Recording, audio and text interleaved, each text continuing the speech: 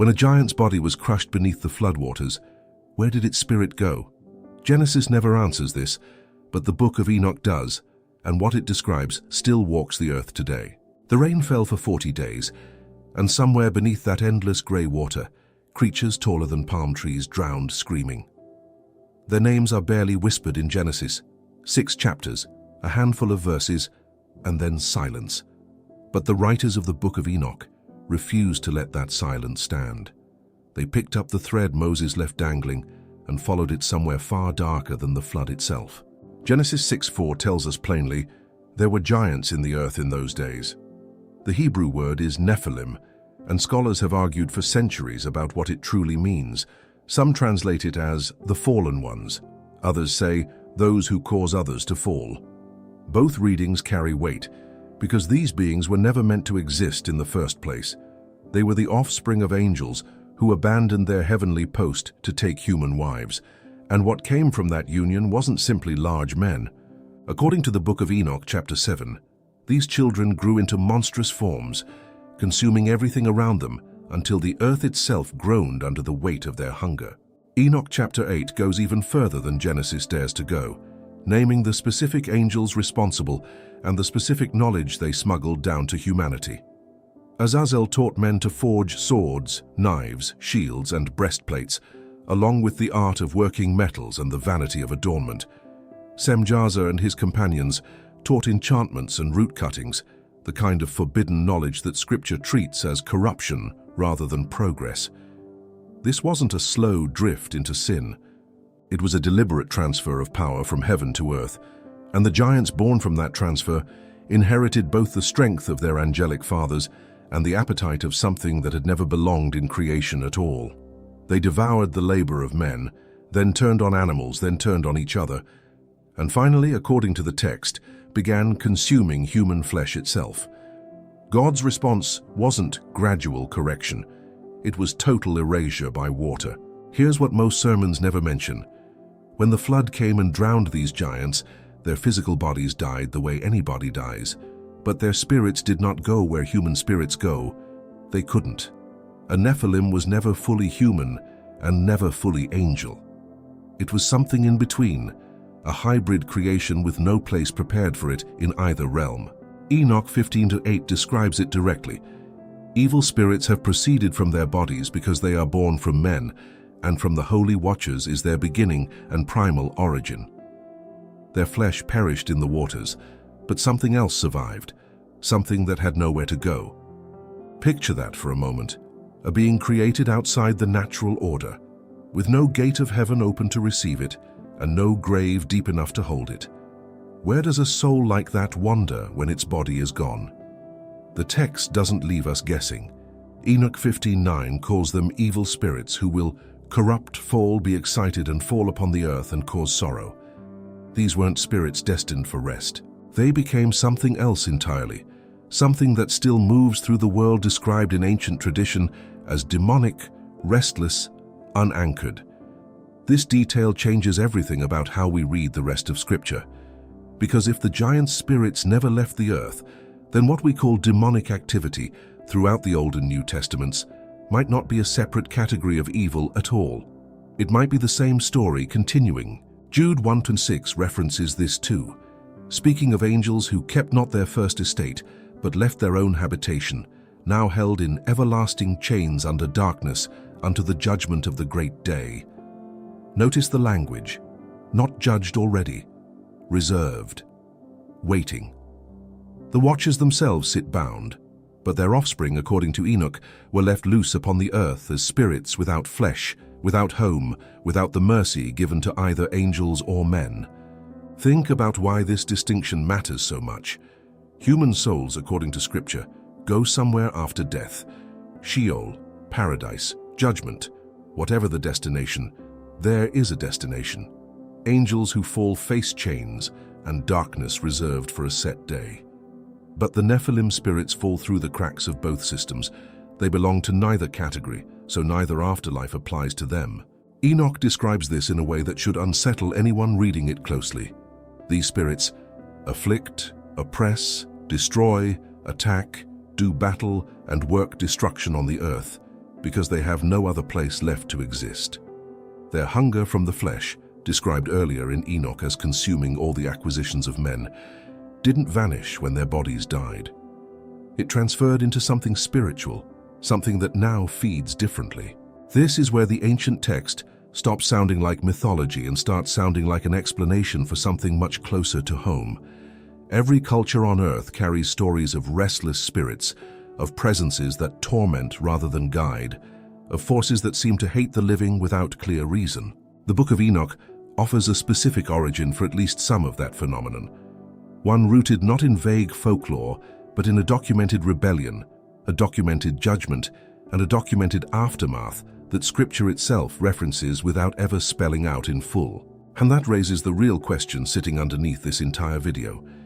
If these spirits never received judgment, if they were simply loosed upon the world after the flood with nowhere else to exist, are they still active now? Enoch never says their activity ended. Jude never says their influence stopped. The chains mentioned for the Watchers are described as everlasting. Yes, but that binding applies to the angels themselves, not necessarily to every spirit that came from their union with human women. There's a difference the text seems careful to preserve, and it's one worth sitting with rather than rushing past. If passages like this move something in you, if you feel that pull toward understanding what Scripture only hints at, this channel exists for exactly that hunger.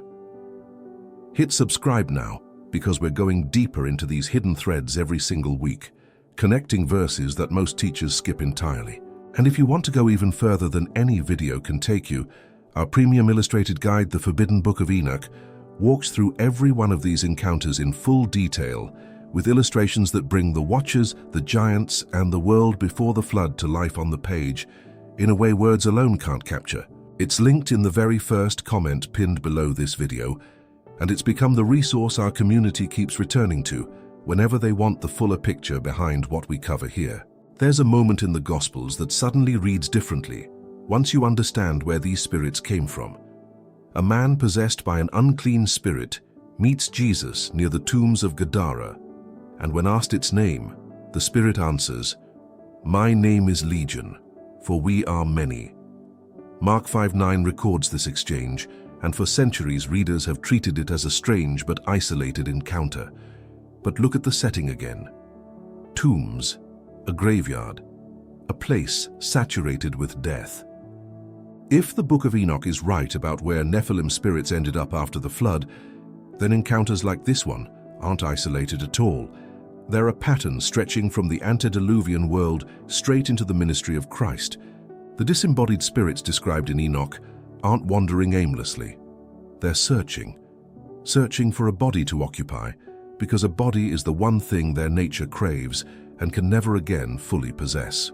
This explains something that has puzzled readers of the New Testament for generations. Why do demons so consistently seek to enter physical hosts rather than simply torment from a distance? Enoch 15:11 states plainly that these spirits shall rise up against the children of men and against the women, because they have proceeded from them. The Greek word later translated as demon in the New Testament, daimonion, carries none of the abstract, symbolic weight modern readers assign to it. To the writers of Scripture, these were specific entities with a specific documented origin. Consider the timing of Christ's ministry through this lens. Every gospel records an unusual density of demonic confrontation compared to earlier Scripture.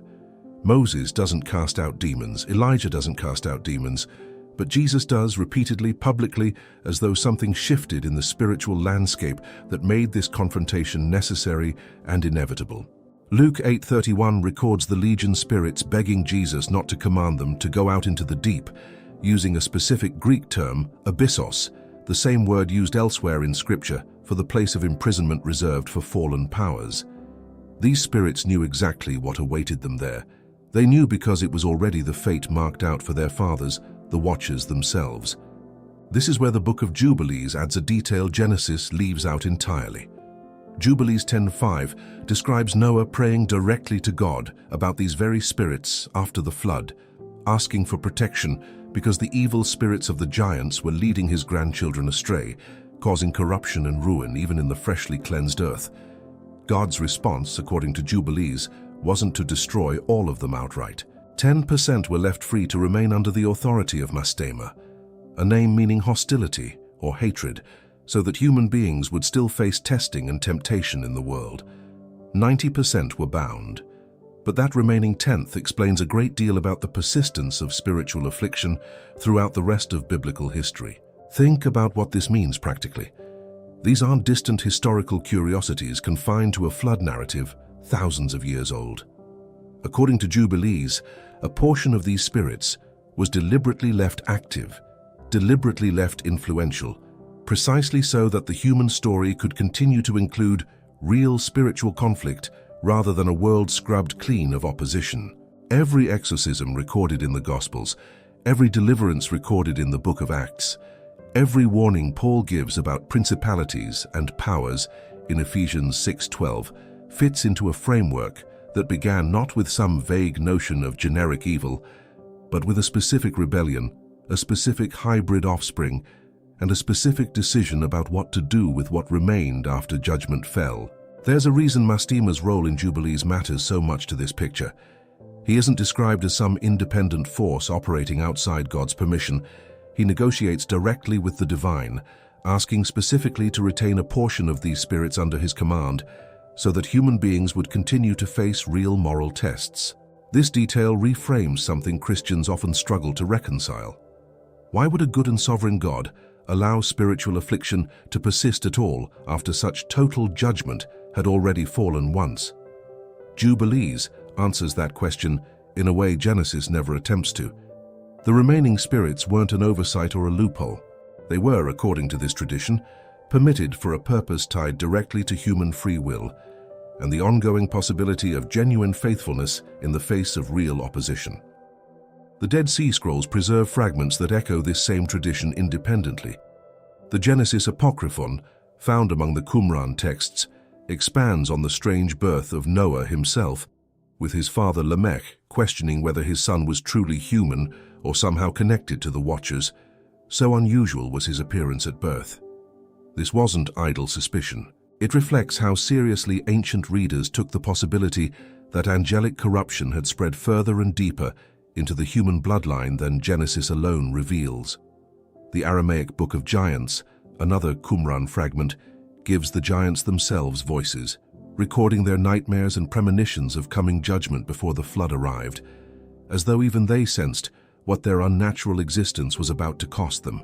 One giant Ohia dreams of a garden uprooted and burned, a vision the text presents as a direct warning of what the flood would soon do to everything his kind had built.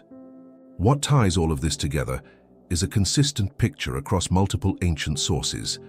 The giants' deaths in the flood didn't end the conflict their existence started. It transformed the conflict into something spiritual rather than physical, something that couldn't be drowned because it no longer had flesh for water to touch. Josephus, writing centuries later in Antiquities of the Jews, references the giants directly, describing their arrogance and their eventual destruction, treating the account not as myth passed down for entertainment, but as recorded history worth preserving alongside the rest of Israel's story. He wrote for a Roman audience skeptical of Jewish origins, yet he included this episode without hesitation, suggesting the tradition carried enough historical weight in his own time that omitting it would have seemed like leaving out something essential rather than trimming away legend. This is the piece that changes how an entire category of biblical spiritual warfare should be read. Every unclean spirit named in the Gospels, every reference to principalities and rulers of darkness in Paul's letters, sits downstream of an event most churches summarize in a single sentence about a flood and never examine again.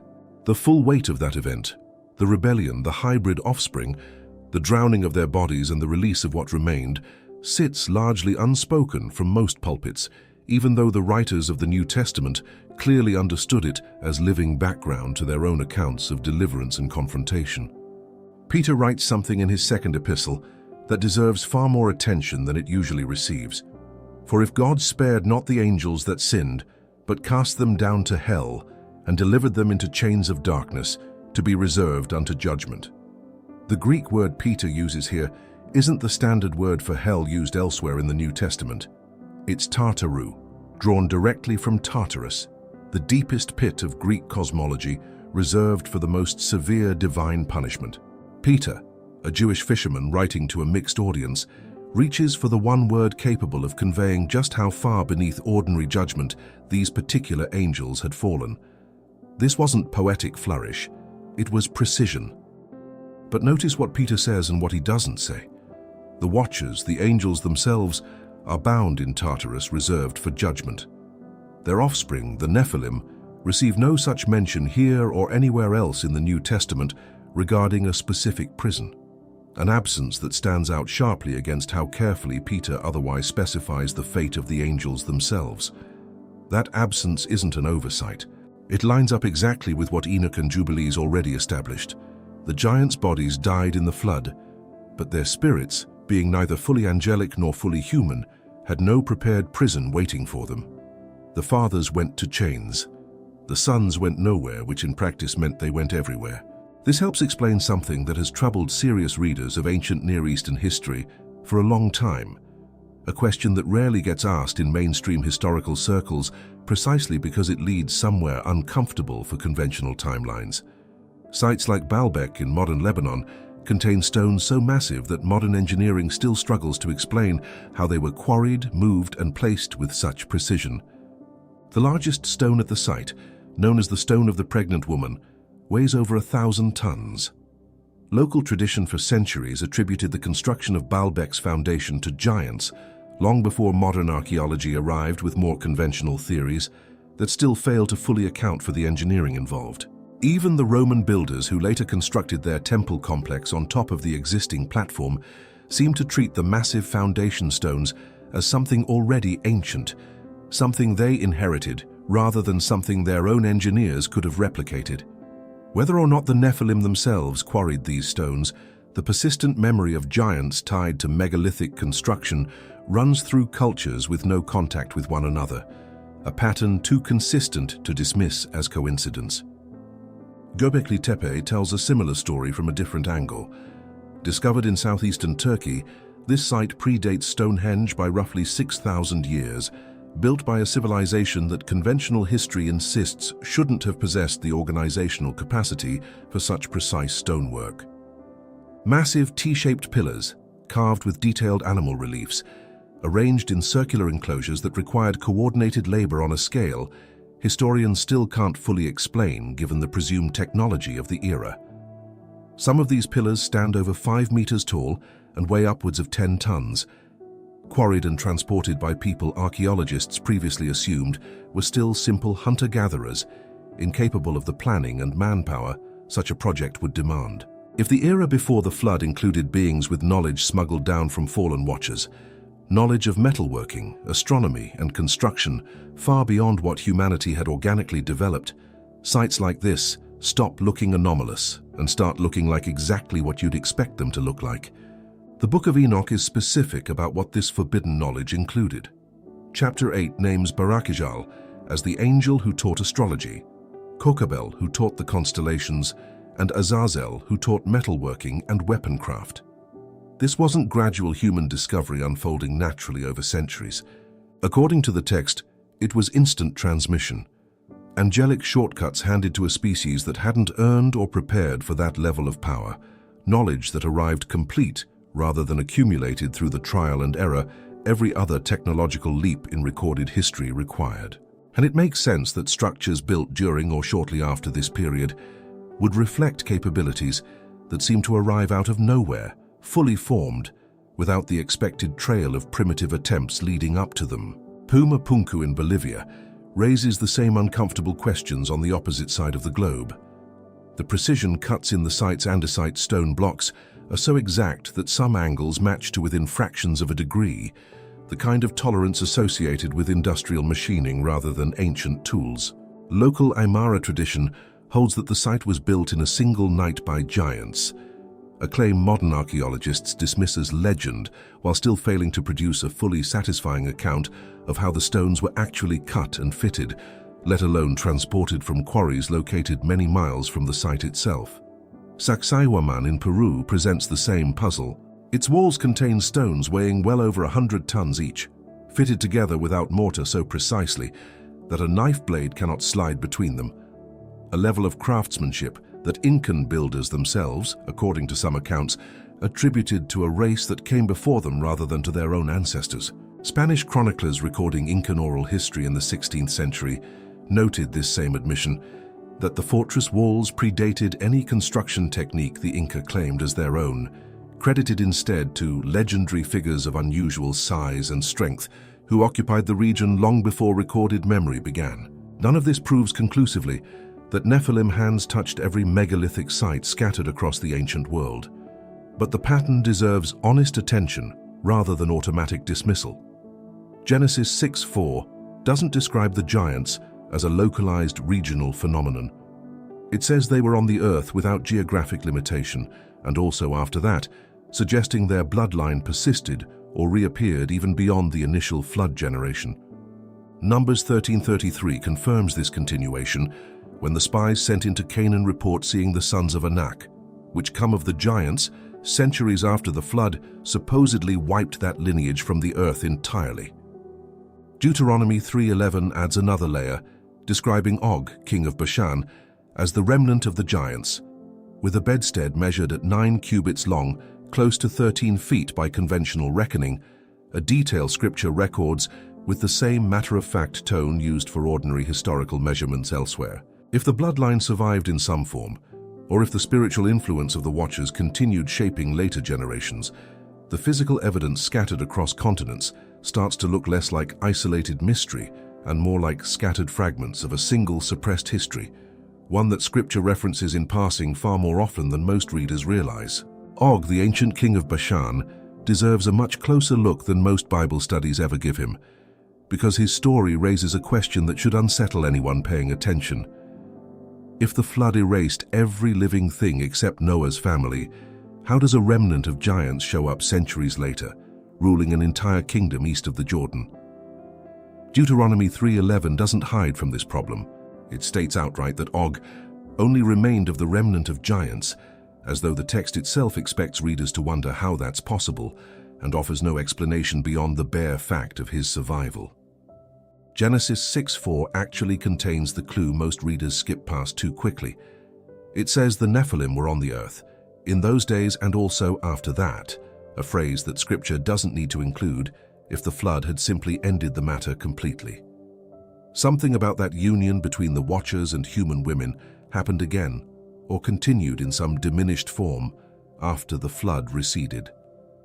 The book of Jasher, referenced twice in canonical scripture itself, in Joshua 10:13 and 2 Samuel 1:18, though not included in the biblical canon, preserves an extended Jewish tradition claiming this corruption resumed relatively quickly after Noah's descendants repopulated the earth, with fallen influence finding new footholds among specific bloodlines rather than spreading evenly across all humanity. Jasher describes the sons of men returning to the same errors that provoked the flood in the first place, intermarrying and mingling in ways that echo the original transgression, as though the underlying spiritual vulnerability that allowed the Watchers to corrupt humanity once had never fully healed, only paused during the generation immediately following Noah's obedience. This is where the conquest narratives in Numbers, Deuteronomy, and Joshua start reading less like straightforward military history and more like a continuation of the same conflict that began before the flood. When the 12 spies return from scouting Canaan in Numbers 13, 10 of them report seeing the sons of Anak, which come of the giants, and their fear is so overwhelming that it delays Israel's entry into the Promised Land by 40 years. That's not an ordinary military assessment. That's the reaction of men who understood exactly what kind of enemy they were facing. An enemy whose bloodline carried something beyond normal human strength and stature. The Rephaim appear throughout these accounts as a broader category encompassing multiple giant clans. The Anakim, the Zamzumim, the Emim, each named separately in Deuteronomy 2, each described in terms that emphasize their unusual size and the terror they inspired in surrounding nations. Deuteronomy 2:11 notes that the Emim were accounted giants, as the Anakims also were, while verse 20 describes the Zamzumim as a people great and many and tall as the Anakims. Scripture doesn't treat these as folklore or exaggeration passed down through unreliable oral tradition. It records them with the same historical tone used for census counts and territorial boundaries elsewhere in the same books. God's instructions regarding these specific peoples carry a severity that stands apart from how Israel was commanded to treat other nations. The conquest of Bashan, recorded in Numbers 21 and repeated in Deuteronomy 3, ends with total destruction, not just of Og's armies but of his cities, 60 fortified towns according to the text, utterly devoted to destruction, with no survivors left among the population. Compare this to instructions given regarding other Canaanite peoples, where treaties, tribute, and coexistence remained possible options under certain conditions.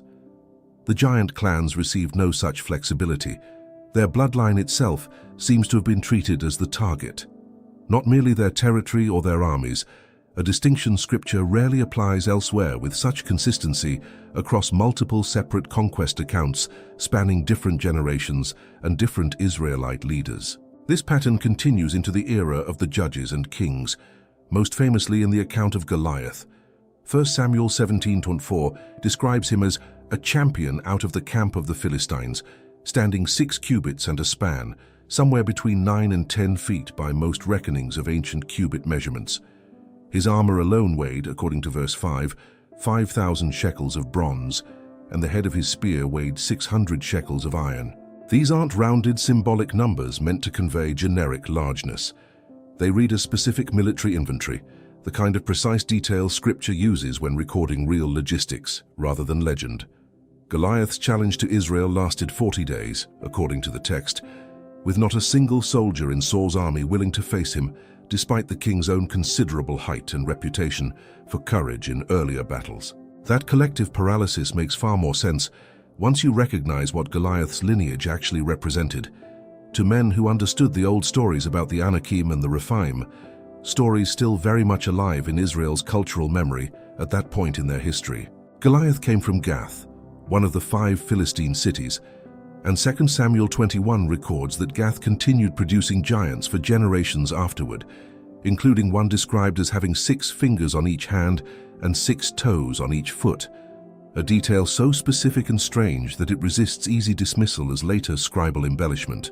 That same chapter records at least 4 separate giant warriors from Gath, facing David's men in successive battles, suggesting the city itself functioned as a kind of stronghold for this bloodline, long after most other giant clans had been driven out or destroyed elsewhere in the land, a detail that lines up with Joshua 11:22, which notes that giants remained specifically in Gaza, Gath, and Ashdod, even after Joshua's broader campaign had cleared them from the rest of Israel's territory. David's victory over Goliath, so often reduced in modern retelling to a simple underdog story about courage and faith, carries far more theological weight once you understand what Goliath represented, and why an entire nation's army stood frozen at the sight of him for 40 straight days. This wasn't merely one army's champion facing another. It was the latest chapter in a conflict stretching back to Genesis 6, a conflict between the ordinary human line God chose to work through and a persistent, recurring corruption of that bloodline stemming from the original rebellion of the Watchers. David didn't just defeat a large enemy soldier. According to the pattern Scripture establishes across Genesis, Numbers, Deuteronomy, and Samuel, he struck another blow in a war that had been running since before the flood, one Israel's own history keeps circling back to without ever fully explaining its origin within the boundaries of the accepted biblical canon alone. Jesus said something in Matthew 24 that most readers pass over without stopping to ask what it actually implies. But as the days of Noah were, so shall also the coming of the Son of Man be. He wasn't speaking generally about wickedness or moral decline. He chose one specific historical period as his comparison point, the exact era Genesis 6 describes as filled with the union between the sons of God and the daughters of men, the exact era that produced the Nephilim. If Christ himself drew that direct comparison for the days leading up to his return, the implications stretch far beyond simple warnings about sin increasing before the end. Consider carefully what made Noah's generation so uniquely singled out among every era of human history. It wasn't merely widespread violence or corruption, both of which appear throughout human history in every era. Genesis 6:11 says the earth was corrupt before God and filled with violence.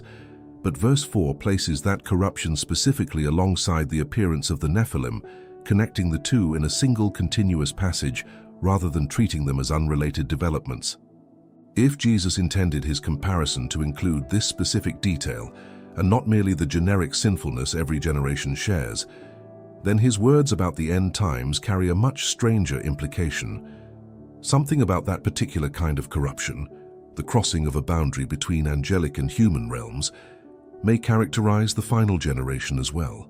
Genesis 6:4 contains a phrase worth returning to here, and also after that. Scripture doesn't specify exactly when after that period occurred, only that the same phenomenon that produced giants before the flood happened again at some later point. The text doesn't fully detail. If this pattern could recur once already within recorded biblical history, the door remains open for Scripture's own internal logic to allow something similar before the final judgment Christ describes. Daniel 2:43 adds an unusual detail to this picture, describing the final kingdom before Christ's return as one where the people shall mingle themselves with the seed of men, but they shall not cleave one to another, even as iron is not mixed with clay. Commentators have debated this verse for centuries, but the specific language of mingling seed, combined with an image of fundamentally incompatible substances failing to bond, echoes the same unnatural union language used to describe the Watchers and their human wives generations earlier. Some readers within this same tradition of interpretation see in this verse a suggestion that whatever force drove the original corruption before the flood attempts one final iteration in the last kingdom before Christ's return, an iteration destined to fail exactly as the first one did, unable to produce anything stable or lasting no matter how much power stands behind the attempt. Revelation adds its own layer to this pattern.